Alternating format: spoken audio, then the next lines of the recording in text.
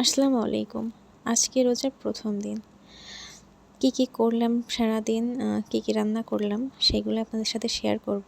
এখানে আব্বু সকালে বাজার করে নিয়ে আসছিল ৫টা মুরগি। আমি ছোলা সিদ্ধ দিছিলাম ইফতারের জন্য। ছোলা সিদ্ধ করা হয়ে গেলে আমি সব রকম মশলা একসাথে কষিয়ে ছোলাটা ভালোভাবে রান্না করে নিব। আর আজকে তো প্রথম দিন, রান্নার চাপ একটু বেশি। এখানে সব রকম মশলা, গরম মশলা, ধনিয়া গুঁড়া, জিরা গুঁড়া, হলুদ, লবণ, শুকনো ঝালের গুঁড়া সব একসাথে দিয়ে ভালো করে মশলাটা কষিয়ে ছোলাটা রান্না শেষ করে নিব। আর কেন জানি আজ কদিন শুধু আমার কাজ করতে গেলে হাত পুড়তেছে, তা না হলে পা পুড়তেছে।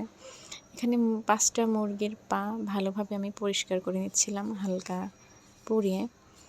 মুরগির পাগুলো খেতে আমার কাছে খুব ভালোই লাগে, কার কাছে কেমন লাগে আমি জানি না।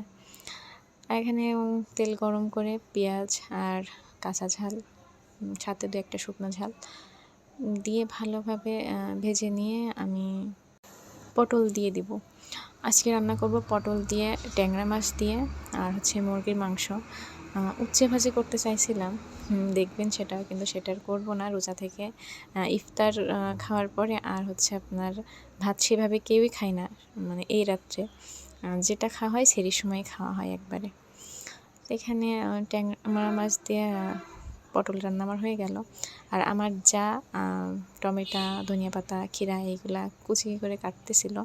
ইফতারের সময় সবাই খাবে এজন্য। আমি আবার চলে আসলাম আমার রান্নার কাজে। আমি এখানে মুরগির মাংস রান্না করব। পেঁয়াজ আর কাঁচা ঝাল 2-1টা শুকনো ঝাল ভেজে আমি মুরগির মাংস দিয়ে দিলাম। আর চেষ্টা করছি যে হচ্ছে রোজার সময় মশলা ভুনাটা কম খেয়ে সব রকম মশলা একসাথে মাখিয়ে তরকারি রান্না করার জন্য, মানে যেটাতে গ্যাস কম হবে সেরকম কিছু করার চেষ্টা করব রোজার মাসে, এটা আর কি। মুরগির মাংস রান্না শেষ করে আমি চলে আসছি ইফতার বানাতে। আর এখানে বেসন গুলে বেগুনি ভাজা শুরু করে দিলাম। আর আমার বাসায় যে ফুপু কাজ করে, ওনাকে ইফতারের আগে ইফতার সব মানে বানিয়ে দিতে হবে, বাসায় গিয়ে উনি ইফতারি করবে। এজন্য খুব দ্রুত চেষ্টা করছিলাম যে তার টাইম মতো ইফতারটা আমি যেন গুছিয়ে দিতে পারি।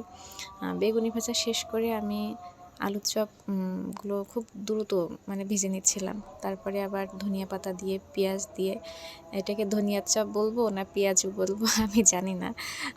যাই হোক, তাড়াতাড়ি সব কিছু ভাজা শেষ করে সবাইকে ইফতারি যার যার প্লেটে গুছিয়ে দিলাম। সবাই সবার রুমে চলে গেল ইফতারি নিয়ে। আর আমি আর আমার মেয়ে আমাদের ইফতারি নিয়ে রুমে চলে আসলাম। সময় অল্প থাকার কারণে সেভাবে ইফতারি সবগুলো একসাথে ভিডিও করতে পারিনি। আজ এখানেই শেষ করলাম। আল্লাহ।